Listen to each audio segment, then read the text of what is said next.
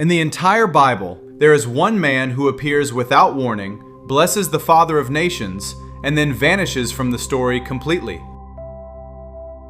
Scripture gives him no father, no mother, no birth, and no death. It calls him a priest forever, a man who has neither beginning of days nor end of life. His name was Melchizedek. For 3,000 years, one question has haunted scholars and believers alike.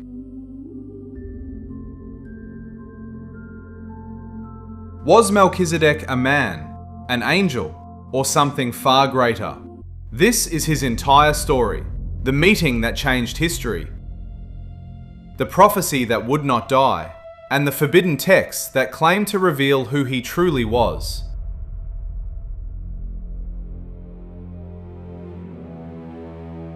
The story begins in the Book of Genesis, in an age of war.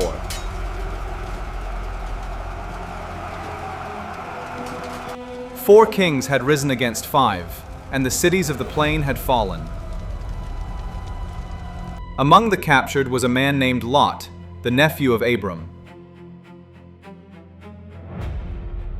When Abram heard that his kinsman was taken, he armed the men of his household, 318 of them, and rode out into the night.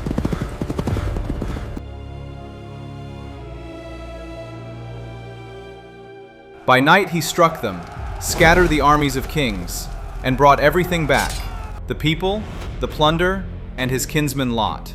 And as Abram returned in victory, a mysterious figure came out to meet him.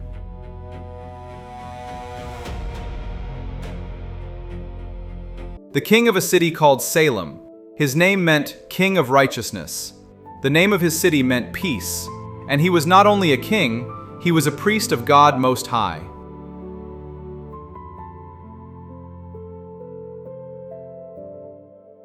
He brought out bread and wine, and he blessed Abram, saying, "Blessed be Abram of God Most High, possessor of heaven and earth." And in return, Abram gave him a tenth of everything.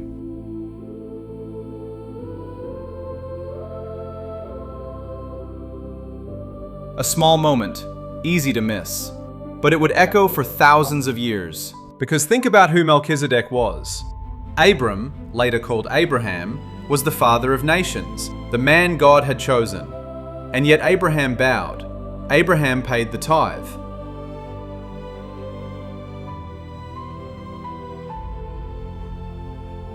In the ancient world, the lesser is always blessed by the greater. So who could possibly be greater than Abraham?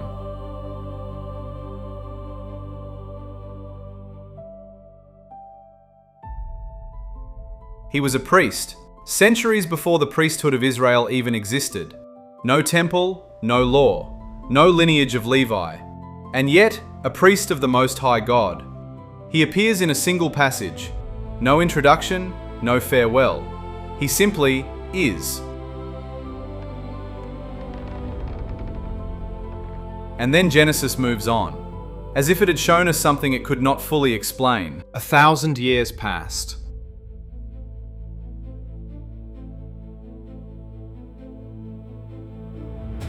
And then a king of Israel, David, wrote something impossible.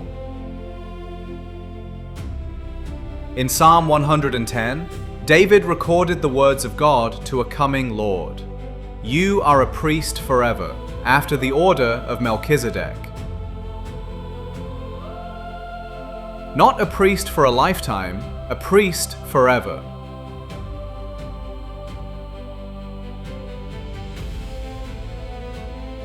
A priesthood with no end, belonging to the order of a man who had vanished 1,000 years before. Why would God swear an oath by the name of Melchizedek? The answer would not come for another 1,000 years.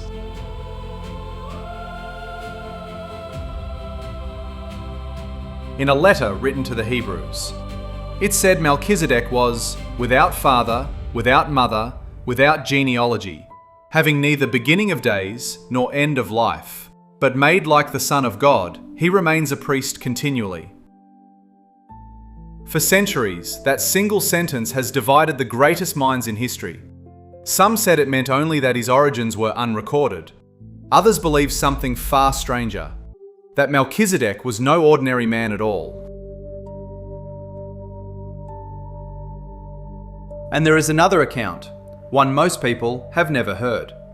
It comes from an ancient text known as the second Book of Enoch, and it tells of Melchizedek's birth, a birth unlike any other. In the days before the Great Flood, the priesthood passed down through Noah's family.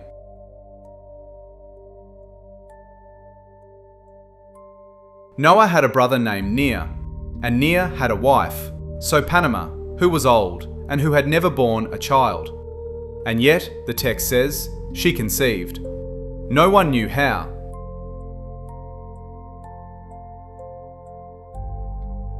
In her shame and her old age, she died, before the child could be born. But as her body lay still, something impossible happened. A child came forth, fully formed, as a young boy, speaking and praising God with his very first breath.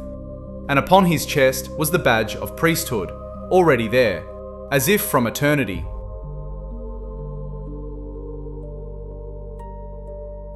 They named him Melchizedek, but the world was about to end. The flood was coming.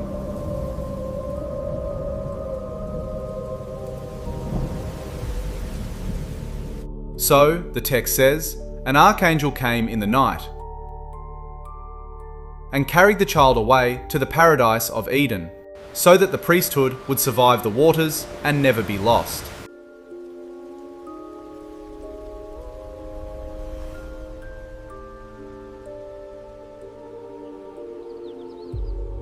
And there is still more.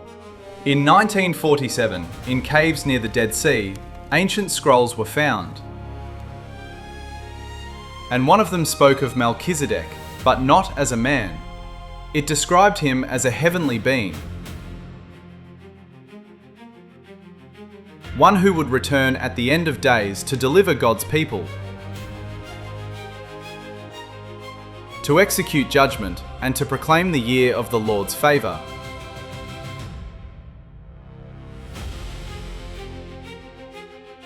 In this text, Melchizedek stands against the powers of darkness themselves. A priest, a king, a deliverer standing outside of time. So who was Melchizedek?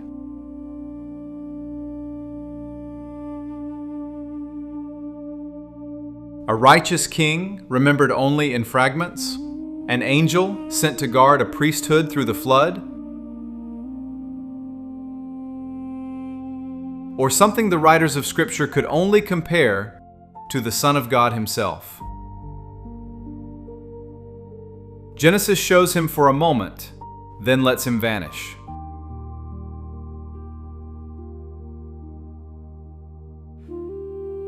The forbidden books say far more and raise far greater questions. The bread and the wine, the blessing, the priesthood without end. For those who came after, these were not just history. They were a shadow of something still to come. A king of righteousness, a king of peace, a priest forever. If this mystery pulled you in, you're not alone. It has puzzled the wisest minds for 3,000 years. Subscribe and join us as we keep opening the books the world forgot. Because next, we leave the scrolls for the soil, the discovery pulled from the ground of Israel that silenced the skeptics who said King David never existed. Until then, keep asking the questions no one else will.